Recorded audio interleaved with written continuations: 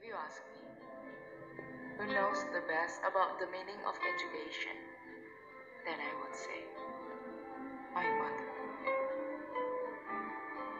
A mother is light from the seventh galaxy that brightens my soul, endless and eternal light. She is the wind that plays the music of life, so beautiful and miraculous.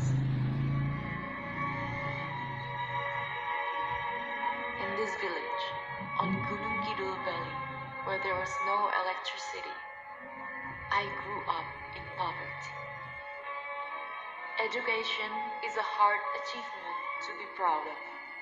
There were only 4 people who graduated from senior high.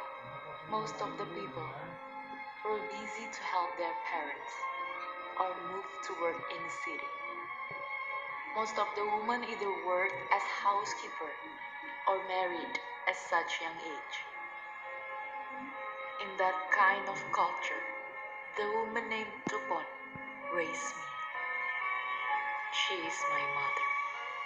She gives me faith in God. She taught me that God knows things beyond everything. For me, she wore a heaven. From what I believe, from the hadith, it stated that, whom do you should respect the most? And the answer will be, your mother, and your mother, then your father.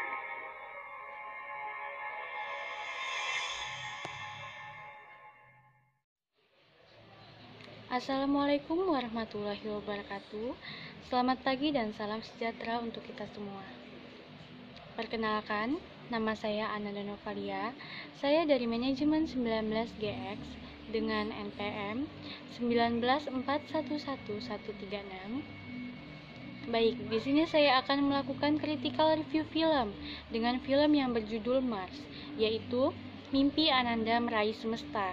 Film ini rilis pada tanggal 4 Mei 2016 dengan durasi film selama 105 menit. Sutradaranya adalah Sahrul Gibran. Film ini ditulis oleh Jong Derantau dan Aisworo Ang dengan produser Andi Safik dan Sahrul Gibran. Film ini dibintangi oleh Kinar Yosi sebagai Tupon, Acha Septriasa sebagai Sekar Palupi Besar, Teuku Rifnu Wikana sebagai Surip, Holidi Asadil sebagai Ustadz Ali, Chelsea Riansi sebagai Sekar Palupi Kecil, dan Jajang Sinur sebagai Karsiem. Film Mars menandai debut penyutradaraan Sahrul Gunawan. Ia berhasil membawa Gunung Kidul dan segala permasalahannya menjadi begitu dekat dengan penonton. Ia juga sudah memiliki visi yang jelas mengenai visualisasi yang diinginkannya dalam film ini. Hasilnya, gambar-gambar cantik berterbaran di film Mars ini. Baik, ringkasan ceritanya.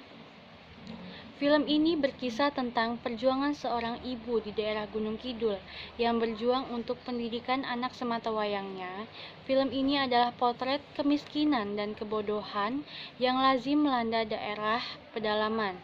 Tetapi, biasanya justru dari orang-orang dari masyarakat miskin yang penuh keterbatasan ini yang melahirkan sosok yang sangat luar biasa. Sekar Palupi, pada awal masuk sekolah, ia suka bolos dan malas untuk datang ke sekolah karena ia sering diejek oleh teman-temannya, hingga akhirnya Sekar dikeluarkan dari sekolah.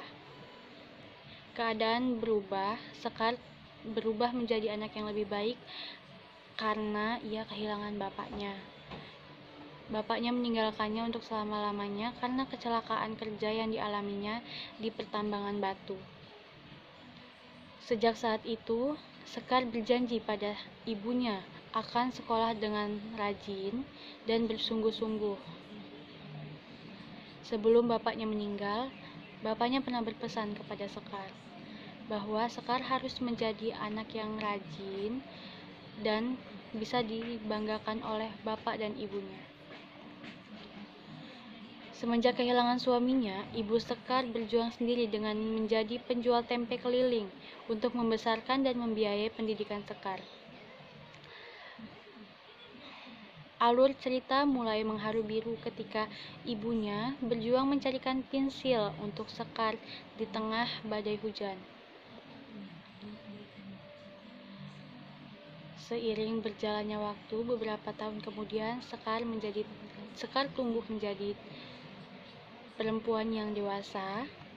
Selanjutnya ada konflik dengan kepala dusun yang menawarkan seorang duda beranak satu yang ingin menikahi Sekar. Di sini ejekan dan cibiran dimulai ketika Simbo menyampaikan penolakan dari Sekar akan pinangan seorang duda tersebut dengan alasan Sekar ingin melanjutkan kuliah.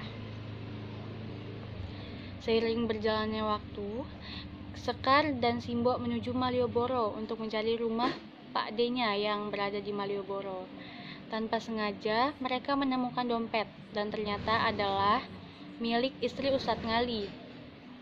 Dari sinilah awal cikal bakal kemudahan Sekar melanjutkan kuliah. Sekar memperoleh beasiswa dari Universitas di Jogja. Lalu Sekar bertemu dengan seorang astronomi terkenal yang mengatakan bahwa fakta mayoritas yang hampir semua pelaku pembunuh di Gunung Kidul adalah karena faktor kemiskinan dan tidak adanya pekerjaan yang layak di kota tersebut. Di akhir cerita, ketika Sekar berhasil menjadi sarjana terbaik di Oxford, London, ia mendapatkan berita yang sangat memukul jiwanya dan membuatnya syok. Semua kebanggaan yang ia bawa, ia tunjukkan kepada ibunya tidak bisa ia wujudkan. Karena ibunya meninggal untuk selama-lamanya ketika Sekar masih berada di London.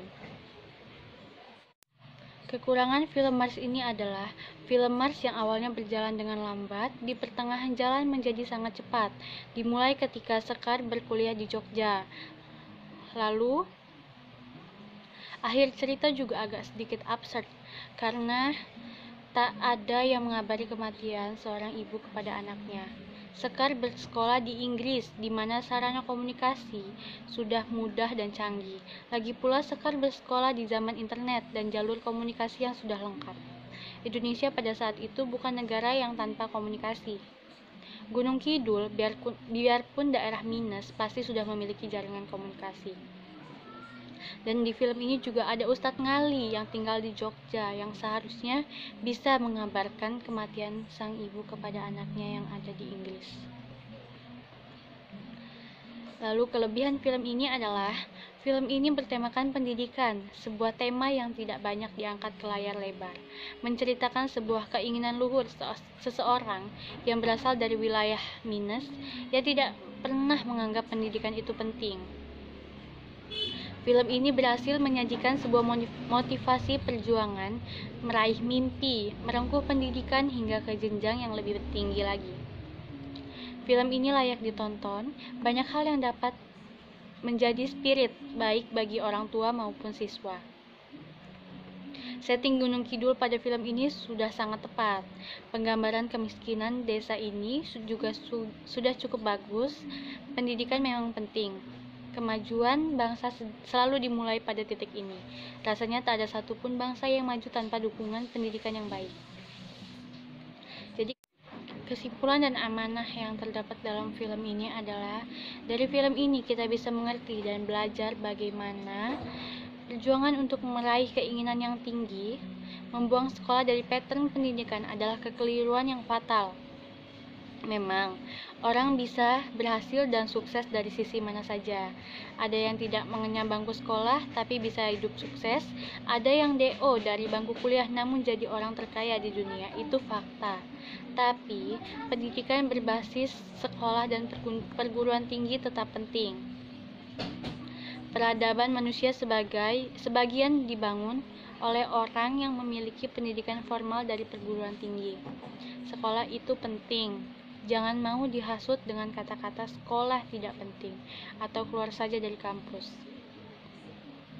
Anda hanya dididik jadi orang suruhan atau bawahan saja.